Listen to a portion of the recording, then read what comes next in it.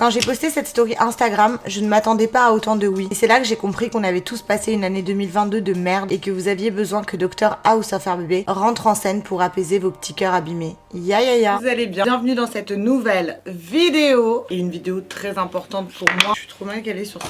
Ouh, je suis trop contente de revenir dans cette vidéo YouTube. Vidéo super importante pour moi parce que c'est à peu près ce que j'ai traversé toute l'année dernière. Je voulais partager ça un petit peu avec vous. J'espère que les fêtes de fin d'année se sont bien passées. J'espère aussi que vous débutez bien l'année en me regardant, c'est nickel. Et avec plein de bonnes résolutions aussi. Et bien sûr, je ne parle pas des résolutions bateaux, hein, comme on les connaît. Parce qu'aujourd'hui, moi, je vais vous parler d'une vraie résolution, une résolution très importante pour 2023, puisqu'à un moment donné, ça y est, faut tourner la page et il faut passer à autre chose quand on sort d'une rupture. Et je sais que vous êtes nombreux et nombreuses dans ce cas, et c'est pour ça que je suis là. J'ai d'ailleurs repris mon décor de Dr Love, parce que, pas un Dr Love, mais je suis un peu un docteur de l'amour.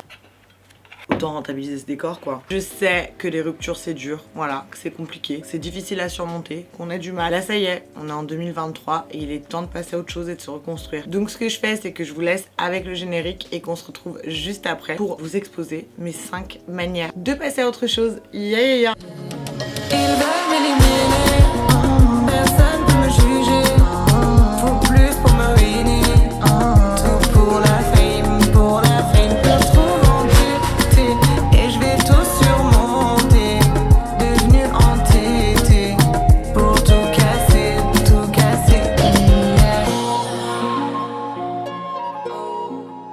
J'espère que vous avez bien profité du générique, c'était un petit peu votre moment de répit. Du coup, on va rentrer dans le vif du sujet directement et entamer par le premier point. On ne respire pas, on y va, c'est parti, ya ya ya.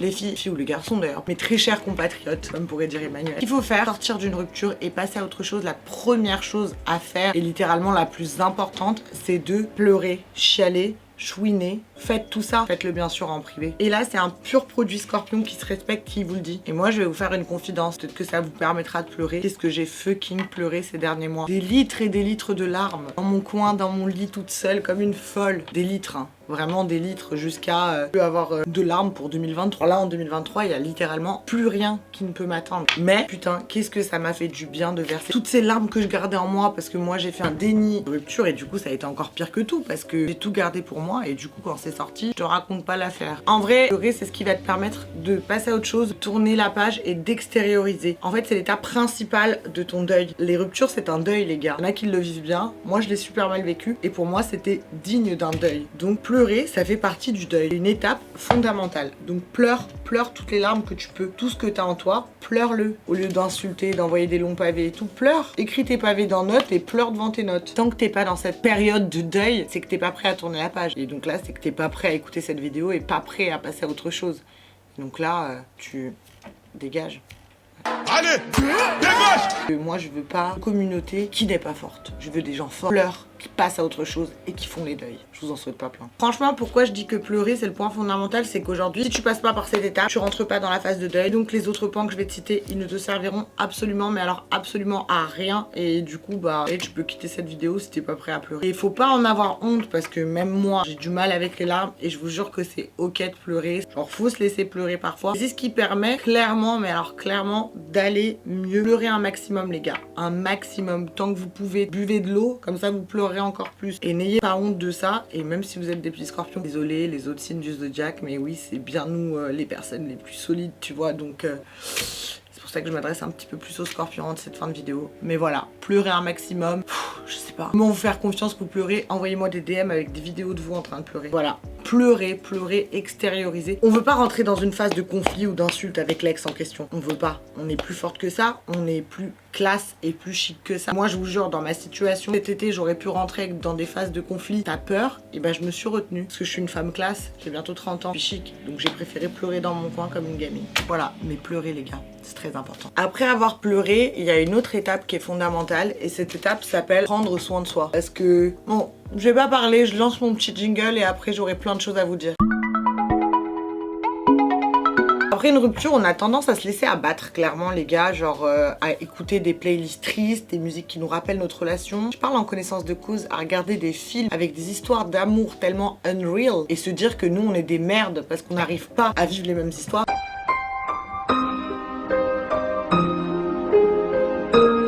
Et c'est pas du tout ce qu'il faut faire. Parce que s'enfoncer dans le fin fond de son lit avec un pot de Nutella et des mouchoirs, c'est cool quelques jours. Qu'est-ce que ça va t'apporter clairement dans la vie? Alors c'est une vraie question. Après avoir fait ça, il y a quoi?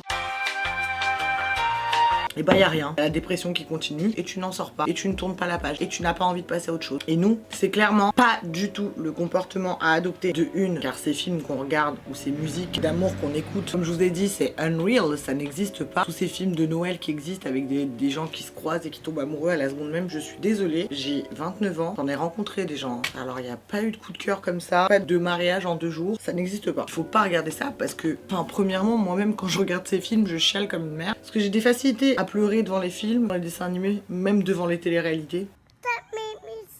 Alors pleurer quelqu'un c'est bien plus compliqué chez moi, c'est ce que j'ai appris à faire ces derniers temps. Mais bref, passons, c'était le point 1. Je disais, on a tendance à se sentir comme une merde après ça parce qu'on se dit que nous on n'est pas capable de garder quelqu'un, genre pourquoi elle dans ce film elle y arrive et moi j'y arrive pas. Ça, on arrête, se morfondre dans son lit avec du Nutella, no way les gars. Ce qu'il faut faire c'est prendre soin de soi. On dit souvent que après une rupture il faut changer de coupe de cheveux. Je sais pas si vous avez vu mais je suis passée par plusieurs étapes de mes cheveux. On a coupé la petite frange rideau. En vrai cette coupe je l'ai faite quand j'étais avec mon ex, le carré court. Et je ne vais pas garder cette coupe. Je n'ai pas envie d'avoir la même tronche quand j'étais avec lui. Du coup, ce qu'on fait, c'est qu'on change de coupe. Et actuellement, je suis en train de laisser pousser les cheveux. Je sais pas si vous l'avez remarqué. Ils ont déjà bien poussé. Toute cette petite étape pour simplement vous dire que moi, ce que je vous conseille après une rupture, c'est de prendre soin de vous un maximum. Prenez soin de vous. Pensez à vous, à vous-même, comment vous êtes. Prendre soin de soi, ça passe par plusieurs étapes. Ça passe par les cheveux, le physique, s'habiller, ne pas se laisser abattre en fait, tout simplement. Il faut en fait tout simplement vous recentrer sur vous-même. Et c'est le plus important. Et cette étape, elle doit être la plus agréable possible. Ça doit être un moment de bonheur, de plaisir. Vous devez prendre soin de vous et kiffer ça. Prendre soin de soi, c'est ce qui va vous permettre de faire passer le temps, de penser à vous, de vous retrouver. On a tendance à se remettre en question après une rupture et se dire bah peut-être qu'il m'a quitté parce que je suis ci, je suis ça, etc. Non, vous êtes belle, vous êtes toute belle. Prenez soin de vous, ça vous fera un bien fou, autant physiquement que moralement. Encore une fois, prendre soin de soi, ça passe par plein d'étapes. Moi, les principales étapes, le changement de coupe de cheveux. Ah là, on peut pas couper plus court, c'est pour ça que j'ai décidé de laisser pousser. Et les skincare. Les skincare, c'est archi important, je suis désolée. C'est des moments où vous êtes vous face à vos produits de beauté. Et ça, c'est trop cool. Et une fois que tu as pris soin de toi, tu dois faire, c'est l'étape 3. Yeah. Dans cette étape, je te conseille de te rappeler que t'es une bête de meuf ou un bête de mec. Mais bon, les mecs vous trompez donc je sais pas si je vous intègre. Rappelle-toi que t'es une bête de meuf et qu'avant d'être en couple, tu étais seule et tu étais sans lui ou sans elle. Tu étais sans ces personnes et que tu as très bien vécu, t'as survécu jusqu'à ce moment où tu le rencontres. Et pourquoi maintenant tu n'y arriverais pas? T'es indépendante, t'as besoin de personne pour avancer. On est tous uniques. On n'a pas besoin de quelqu'un pour aller quelque part. Très important que vous le sachiez. Moi, à chaque rupture que j'ai vécue, je me suis toujours dit, bah, ce que je viens de vous dire. J'ai vécu autant de temps sans cette personne. Personne est rentrée dans ma vie. Je l'ai laissé rentrer, de ma part, tu connais. Et je me dis, jusqu'à présent, j'ai vécu tant d'années sans lui. Donc pourquoi aujourd'hui, je n'arriverais pas à vivre sans lui? J'ai même pas envie de dire survivre. Parce que survivre, ça veut dire que dans le mal. On n'a pas envie d'être dans le mal. En tout cas, moi, je n'arriverai pas à vivre le reste de ma vie sans lui. La légende dit qu'à deux, on est plus fort. Et ben moi, je vais vous dire, on n'a pas besoin d'être en couple pour avancer. On n'a pas besoin d'être en couple pour avancer. Je l'emmerde cette légende. On peut construire tout seul. On est chacun indépendant, comme je vous l'ai dit, et chacun... Voilà, j'avais plus les mots. Donc ce que je te conseille, c'est de te retrouver toi-même. La chose la plus primordiale. Parce que je sais que on a tendance à un petit peu s'oublier. Enfin, moi en tout cas, je sais que je suis comme ça et je sais que la grande partie des femmes est comme ça. Celles qui arrivent à penser à elles dans une relation avant de penser à la personne. Franchement, donnez-moi des conseils parce que même moi, là, pour le coup, j'en ai besoin. Mais moi, je sais que dès que je suis en couple, je vais mettre en priorité la personne et je vais la mettre sur un piédestal. Et ma vie sera basée autour de cette personne et je construirai ma vie autour de cette personne. En tout cas, je parle dans ma dernière relation. Quand même quitté ma ville, j'ai déménagé dans une autre ville et vraiment ma vie tournait autour de cette personne, donc je me suis entre guillemets un petit peu oubliée et mis de côté et ça c'est vraiment pas ce qu'il y a à faire. Et après cette rupture, j'ai dû me retrouver moi-même et apprendre à prendre soin de moi comme dans l'étape précédente, à penser à moi, à penser à mon bien-être personnel en premier, qu'en vrai si vous ne le faites pas, il y a personne qui le fera pour vous et surtout pas un mec. Genre faut vous aimer vous-même, il y a personne d'autre qui le fera à votre place. Faut être narcissique. Dites-vous que votre vie ne s'arrête pas parce que vous êtes célibataire. Il n'y a pas d'obligation d'être en couple en fait. Il n'y a pas de stop parce que tu es célibataire, il n'y a pas de destruction de vie parce que tu es célibataire. Ça n'existe pas. Moi je pense que les ruptures et le célibat, au contraire, c'est une sorte de renaissance qui va te permettre de encore te retrouver toi-même et de te redécouvrir. En fait ça va en continuité avec l'étape suivante, mais je vais en arriver bientôt à l'étape suivante, mais d'abord je finis là-dessus. Pour moi je disais c'est une sorte de renaissance et une sorte de temps pour découvrir des nouvelles choses que t'aimes. Prends ce temps pour te demander réellement qui tu es et ce que tu veux dans la vie. Et encore une fois, je me permets de vous dire ça parce que je pense vraiment que 95% de la population féminine a tendance à se perdre dans les relations et à s'oublier. Et ça, c'est pas bon. Pas bon du tout. Bon, à part Rose Bertram qui pense à son plaisir personnel avant de penser à son prochain. Oups. Et c'est ainsi que je me permets d'arriver au 4e et avant-dernier point. Quand je vous parle, vous redécouvrir, trouver des choses que vous aimez. Ce que je veux dire, c'est... Bon les gars, on va parler français. Une occupation, une passion, la best thérapie qui existe, mais la meilleure des thérapies. Parce que c'est ce qui va te permettre de te vider la tête et de penser à autre chose. Pour moi, cette thérapie, elle est clairement passée par le sport. Qui l'aurait cru? Moi-même, je le crois pas encore aujourd'hui. Ça a été une putain de thérapie le sport, genre vous vous rendez pas compte. Je vous dis pas ça pour que ce soit la vôtre, mais en tout cas pour moi, c'est ce qui m'a permis en fait de me vider la tête, d'oublier, de pas penser à ça. En vrai, après ma rupture, la salle de sport, c'était à peu près le seul moment où je pensais pas et le seul moment où j'étais heureuse. C'est super triste à dire, hein. Je dirais pas du coup que c'est la meilleure thérapie, mais enfin du coup si. Occupe l'esprit, tu te sens libre après. Peu importe, en vrai tu peux te trouver une autre passion, la poterie ou je sais pas, tu peux aimer plein de choses. Il y a plein de choses qui peuvent t'occuper l'esprit et te vider la tête. En fait, faut que tu trouves un truc qui va te permettre de te vider la tête et de pas penser à cette personne, de pas penser au fait que tu sois triste, de pas penser au fait que tu sois seule, de pas penser à tout ça. Et comme je vous ai dit, en fait j'ai pas beaucoup de choses à dire sur ce point, mais c'est quand même une étape des plus fondamentales qui va de pair avec le fait de se recentrer sur soi-même. Parce que se recentrer sur soi-même, c'est se redécouvrir soi-même et du coup se trouver peut-être une nouvelle passion, une nouvelle occupation. Et du coup, on en arrive au dernier point qui est quand même archi important. Enfin, tous les points que j'énonce sont importants. Ce que je dis, c'est important. Si vous êtes encore là, c'est que vous trouvez ça important et intéressant. Quand je dis se créer un nouvel environnement, je dis pas vas-y, casse tout dans ton appart, fais de la peinture, fais des murs roses, etc.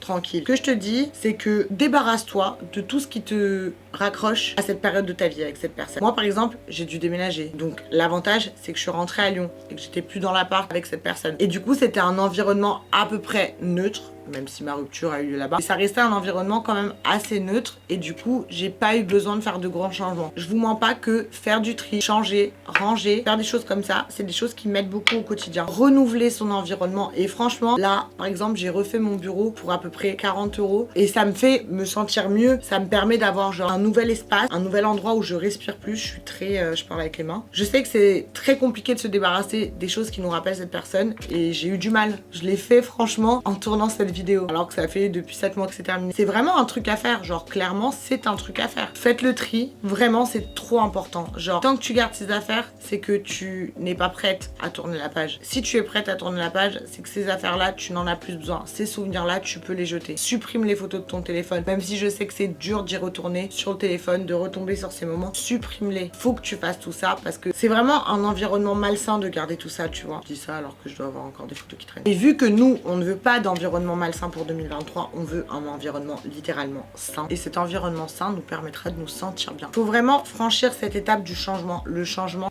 c'est 2023. Et c'est pas 2023 dans 6 mois. C'est 2023 là, à partir du 8 janvier, quand on aura regardé cette vidéo. Donc pleurer, changer de coiffure comme je l'ai fait, c'est bien. Mais changer d'environnement, c'est encore mieux. Je pense que c'est tout ce que j'ai à dire sur ce passage-là, en vrai. Parce que je pourrais déblatérer pendant des heures. Mais je pense que vous avez d'autres choses à faire quand même. D'autres chats à fouetter. Et surtout, tout ça à mettre en place. Je veux pas voir des gens pleurer, des TikTok visés, des stories visées. Je dis ça, je l'ai fait. Mais j'ai pris en conscience et en maturité. Ne faites plus ça. Faites toutes ces étapes et allez mieux. Clairement, aujourd'hui, je vous ai donné toutes les cartes et les clés en main qui m'ont, moi, permis, en fait, de tourner la page et de passer à autre chose. Les légendes diraient qu'il faut utiliser quelqu'un en pansement, sortir, voir ses amis. Oui, c'est bien, mais moi, je suis sortie tout l'été et c'est pas ça qui m'a aidé. J'ai juste fait un déni de ma rupture et au final, quand on est arrivé dans la période d'hiver, je me suis mangé une grosse frappe. En vrai, sortir, c'est bien, mais ça sert à rien de sortir tous les soirs pour oublier. Ça sert à rien de se foutre dans des étapes impossibles, de fréquenter telle ou telle personne. Fais-le quand tu te sentiras prête. Personnellement, moi, vraiment, tout ce que je vous cite qui n'est pas à faire, les red flags, je les ai fait tout cet été. J'ai fréquenté des gens pour fréquenter des gens, j'ai parlé à des garçons, je suis sortie. Et franchement, ça m'a pas du tout aidé. Au contraire, genre, déjà de reparler à des gens, ça m'a juste dégoûté en fait. C'était trop tôt et c'était pas le moment. Et je pense que malheureusement, j'ai adopté le mauvais comportement. Et c'est pour ça qu'après mûre réflexion, après 7 mois de réflexion sur tout ça, je pense que je suis capable de vous en parler aujourd'hui et de vous apporter les points les plus culminants en fait qui m'ont permis, bah du coup, ces 2 derniers mois, de passer à autre chose. Je pense que j'ai tout dit. Bon, j'espère en tout cas que cette vidéo a pu vous aider un petit peu. Franchement, je vous souhaite que du bonheur. Sortez de vos phases de dépression, je sais que c'est difficile, mais donnez-vous les moyens. C'est ok d'être triste, c'est ok de pleurer, mais c'est ok aussi de s'en sortir et de s'en donner les moyens. Et là, encore une fois, je pense que je vous ai donné toutes les cartes en main, un peu comme une magicienne de l'amour, tu connais. Ce qui est drôle, c'est que j'ai plein de conseils, voilà, mais que moi-même j'ai du mal à les appliquer. Et ça, c'est nickel. J'espère en tout cas que vous irez un peu mieux après avoir entendu ces mots. Et n'oubliez pas, vous êtes tous des personnes exceptionnelles et vous n'avez besoin de personne pour avancer. Vous vous suffisez à vous-même. Répétez-vous ça. Et je vous aime. Yeah, yeah, yeah.